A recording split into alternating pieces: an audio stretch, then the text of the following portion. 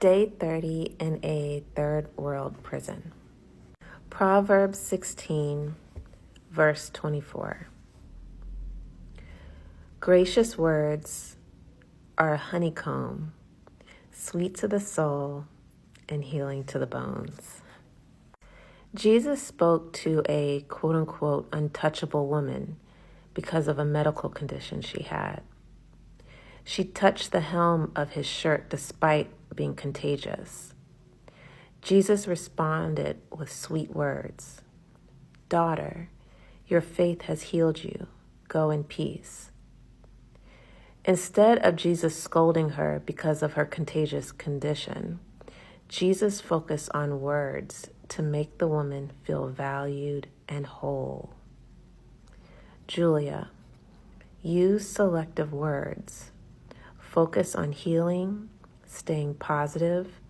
Speak to someone or write to someone with encouraging words and focusing on highlighting their positive characteristics. My to-do list. Add your new contact to the visitor list. 300 Belize dollars to spend on commissary. Use $5 to pay for the gas for the stove top and use $5 so that you can make phone calls. Call your mom. See if she's been able to check on your daughter.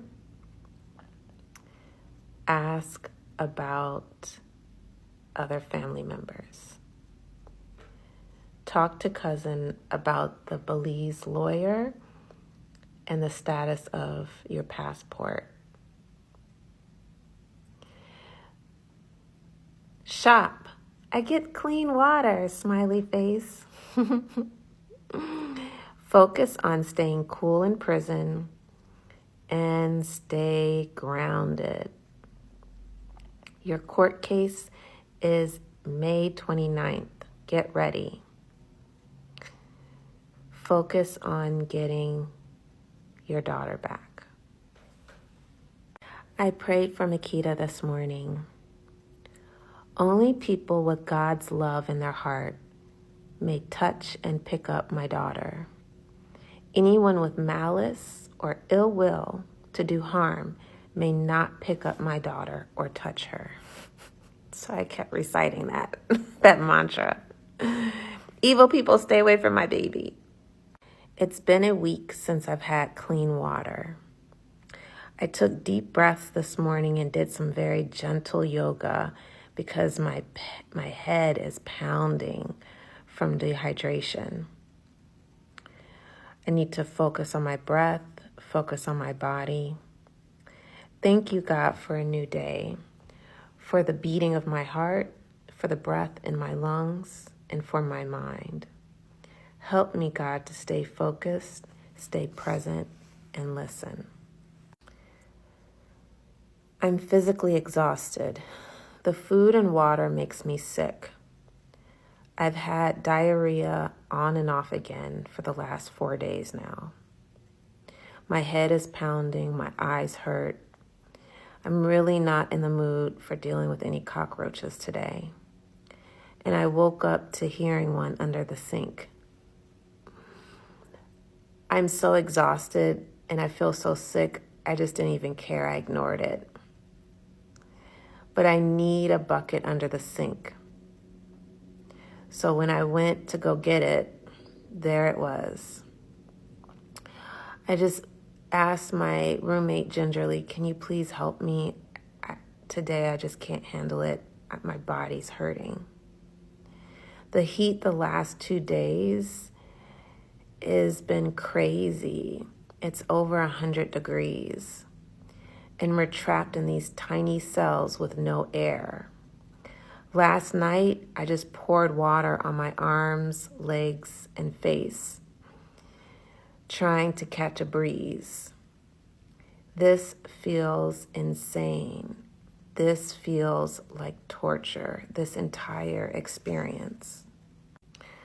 The previous week, the woman that was brought to the Central Belize prison for having a crack pipe has been moved back into the hole because she keeps talking to herself and dancing and singing to herself. And unfortunately, it elevated to her starting to pee in the mattress. They decided to put her in the hole for the rest of her time in prison. Yeah. So after she was removed and put back into the hole, shortly after that, we got a new prisoner. It's an American woman. And so she's in the cell across from me. And I feel bad for her because apparently she's been set up by a Belizean man that she was doing business with. And the business deal didn't go well. And he set her up in this situation that led the police arresting her and accusing her of this crime that she claims is not true. She got set up. It's not true. This man put her away, is trying to get her put away in prison so that he can steal her property and all of the things that are on her land. He's basically planning to rob her while she's in prison. Not a good situation. But the other thing that was alarming was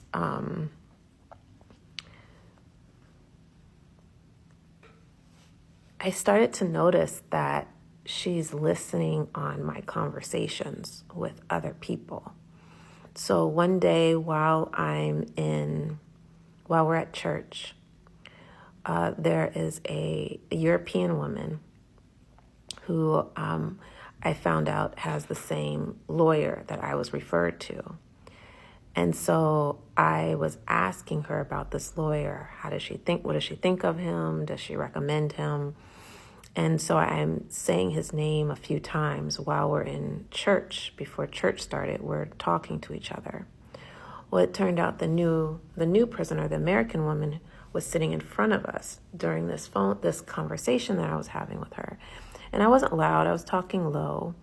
But the next day, this new prisoner, this American woman, walks up to me and was like, we have the same lawyer. And she says the name. And she says the U.S. Embassy recommended him to me. And it threw me off because I was like, what? I was like, oh, good. I'm glad you have a lawyer. But the U.S. Embassy doesn't know this guy. Like, my cousin got referred to him by one of his contacts in Belize. What are you talking about? And she was just like demanding his number. And I was like, I don't even have this guy's number. Like, my cousin's in touch with him. And when he was at the prison to visit this other prisoner, he happened to ask for me to do a consultation with me. I says, but I don't have his contact information. So she just was persistent, like, well, what do you have? What do you have? And so I went ahead, I gave her a list of lawyers that the U.S. Embassy provided me on a handout. And I gave her that. And she snatches the paper from me and just starts like looking through it. She's like, and she starts saying my lawyer's name. And I told her again, I was like, he's not on this paper. That's not how I got this lawyer. And then as she's looking through it, she just starts writing the names and numbers of all these lawyers list of lawyers that were given to me by the U.S. Embassy. Just then she gets called out because she has a visitor. So I made sure to get my paper back because she was about to leave with my paper. I took it back. But it threw me off, and it reminded me where I was. That interaction threw me off because she was just basically lying and being really manipulative and trying to take my lawyer, which, I didn't have a problem with sharing him, but she was saying things that weren't accurate. And it just reminded me the advice I was told in the very beginning about being quiet, be very careful, limit your interaction with the other inmates because you really don't know these people and someone could set you up.